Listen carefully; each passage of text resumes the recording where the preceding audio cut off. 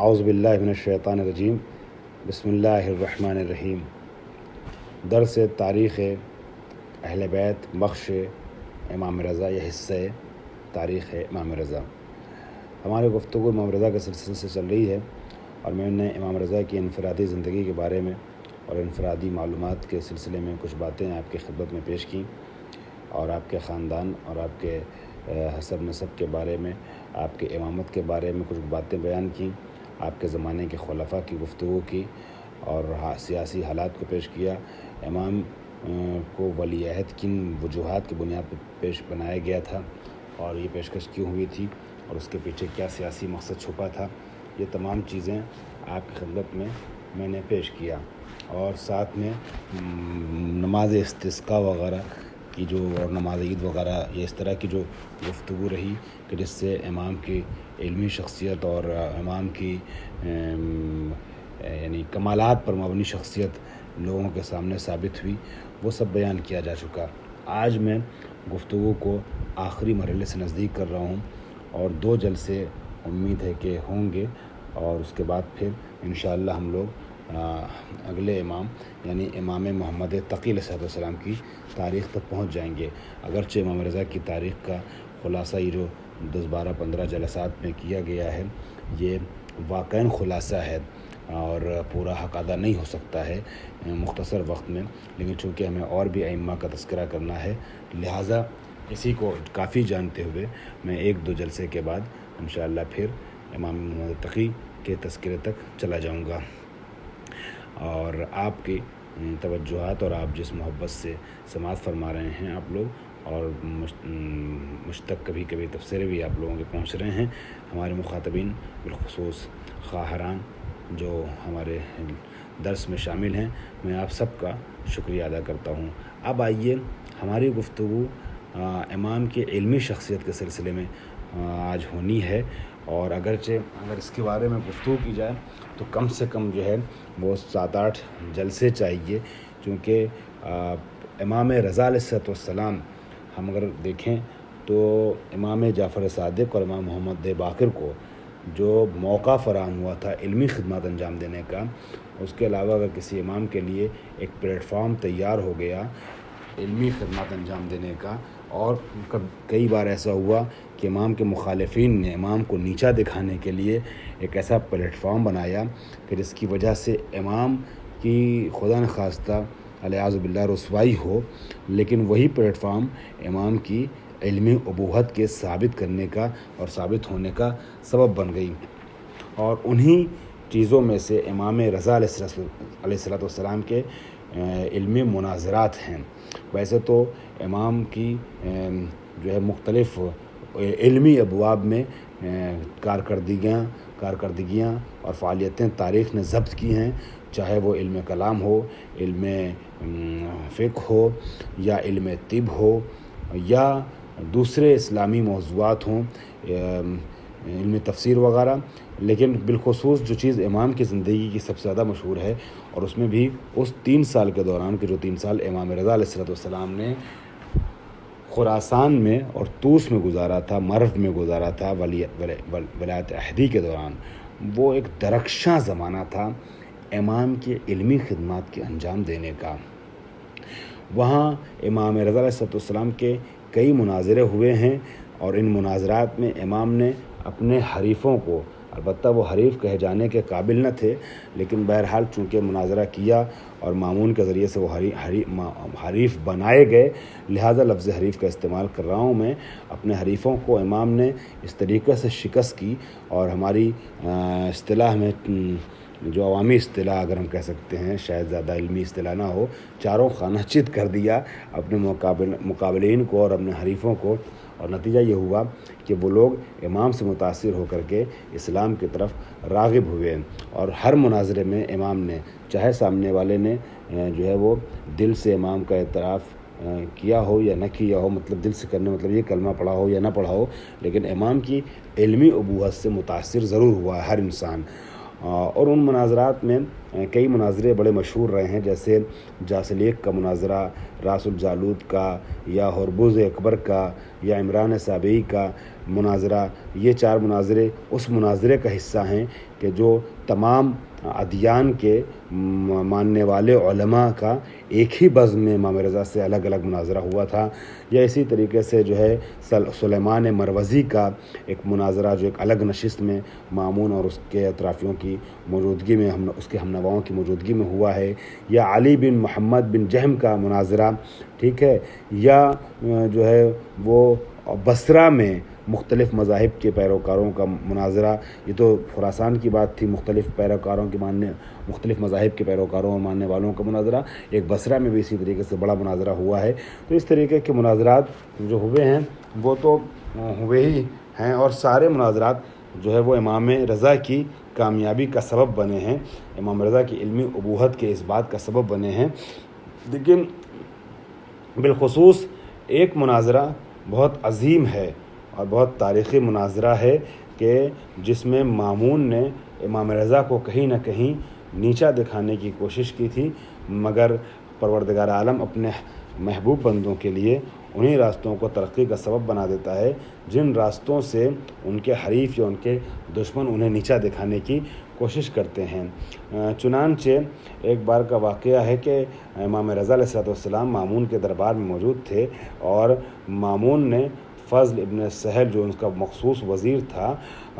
اس سے کہا کہ مختلف مذہبوں کے ماننے والوں کو بلاؤ، چونکہ ہم ان سے ایک بات کہنا چاہتے ہیں۔ چنانچہ فضل ابن سہل نے سب کو دعوت دی اور الگ الگ مذہب کے ماننے والے وہاں سب اکٹھا ہو گئے۔ اب مامون نے اپنی مکاریوں کے سلسلے کو آگے بڑھاتے ہوئے ایک مکاری یہ کی کہ مجمع کے سامنے آنے والے علماء کے سامنے یہ کہا، امام رضا کی طرف اشارہ کرتے ہوئے کہ یہ ہمارے بھائی ہیں، ہمارے چچا زاد برادر ہیں، اور یہ ہمارے رسول یعنی پیغمبر اکرم کی بیٹی جناب فاطمہ کے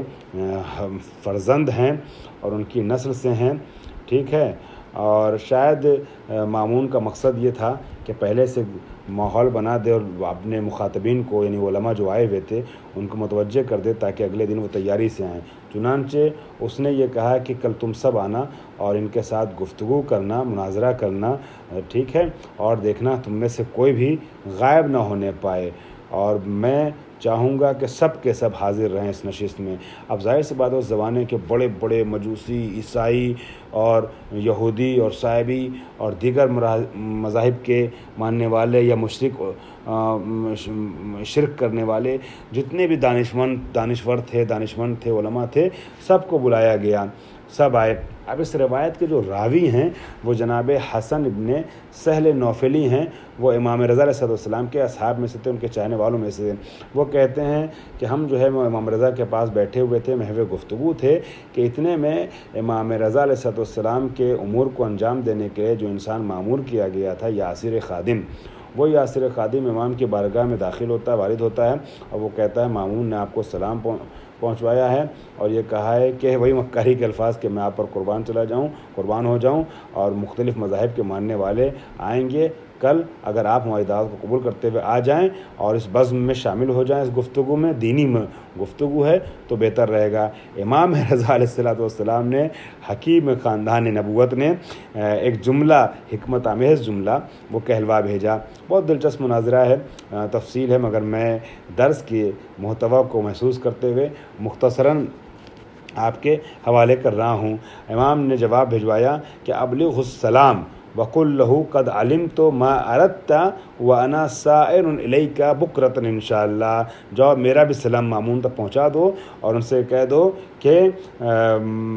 میں سمجھ چکا ہوں کہ تمہارا ارادہ کیا ہے اور میں کل صبح انشاءاللہ حاضر ہوں گا، ٹھیک ہے۔ نوفلی کے جو امام کے چاہنے والوں میں سے تھے، مگر ابھی پورے طور سے امام کی معرفت حاصل نہیں ہو سکی تھی، وہ کہتے ہیں کہ جب نوفلی کہتے ہیں کہ جب وہ باہر گیا یاسر خادم تو امام نے مجھ سے خطاب کر کہا کہ تم اہل عراق ہو اور عراق والے ذہین ہوتے ہیں، باہوش ہوتے ہیں، تیز ہوتے ہیں، عقلمند ہوتے ہیں، تم کیا سمجھتے ہو سوچتے ہو اس سے مناظرے کے بارے میں یا اس سے علمی گفتگو کے بارے میں؟ مامون کا اس سلسلے میں کیا ارادہ ہو سکتا ہے؟ نوفلی کہتے ہیں کہ وہ چاہتا ہے کہ آپ کی علمی شخصیت کا اندازہ لگا سکے اور وہ آپ کو آزمانا چاہتا ہے، لیکن بہت برا جو ہے وہ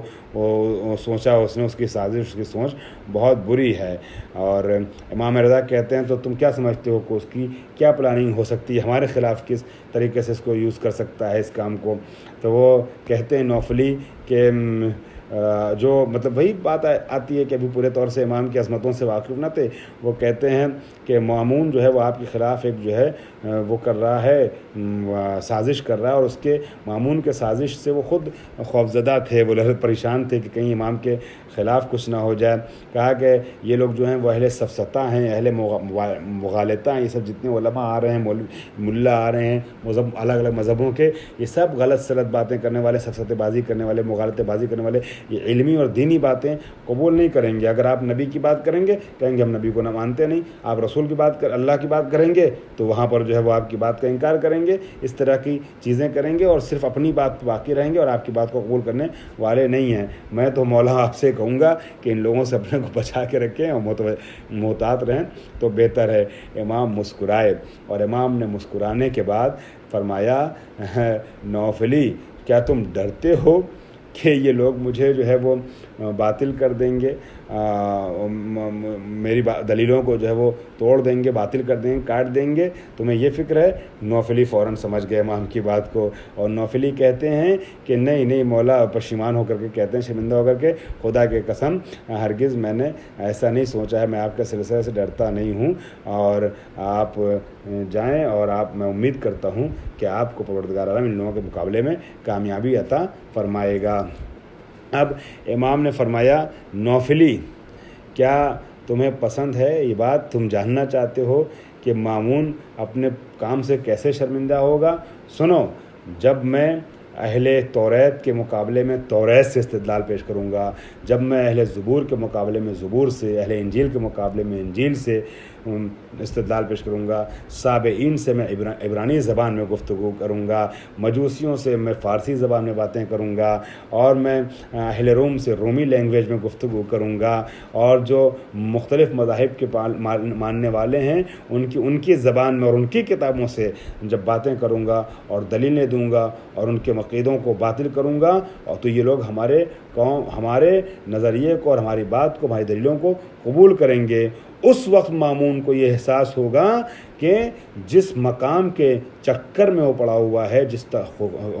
خلافت المسلمین کے عہدے پر فائز رکھنا چاہتا اپنے کو، اس کا مستحق نہیں ہے۔ یہ الگ بات ہے، میں ایک جملہ ایڈ کر رہا ہوں، یہ الگ بات ہے کہ وہ جان ضرور گیا تھا، مگر کفر و عناد اور نفاق جو ہے وہ انسان کو حق قبول کرنے سے باز رکھتا ہے۔ چنانچہ سب کچھ جاننے کے باوجود اس نے امام رضا کا حق امام رضا کے حوالے نہ کیا اور اپنی سیاست کا شکار امام کو بنانے کی کوشش کرتا رہا۔ اب اس کے بعد آگے کا واقعہ کیا ہوتا ہے، اس کو میں انشاءاللہ اگلے کلپ میں آپ کے حوالے کر رہا ہوں۔